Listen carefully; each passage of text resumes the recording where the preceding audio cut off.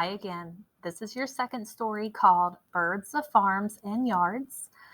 Your last story was a fictional story. And when I say fiction, that means it was made up. Those were not real characters, um, but it could have really happened in real life, but it was made up. That story was. This one, however, is nonfiction, meaning that you're going to be learning about true facts. You can tell right off the bat that this is a real photograph that was taken. That's a clue to let you know that it's nonfiction. Your blend and read warm up, as always, is wonderful practice. You're going to see some IR, ER, and UR words that you're working on this week. So those would be extra great practice. You also have some review words like pie, where it has that IE that makes that long I.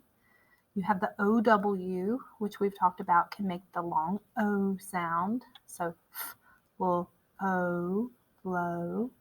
Now, one thing we talked about in class too is how if you see an OE, that can also say the long O, as in O, foe, meaning the opposite of a friend.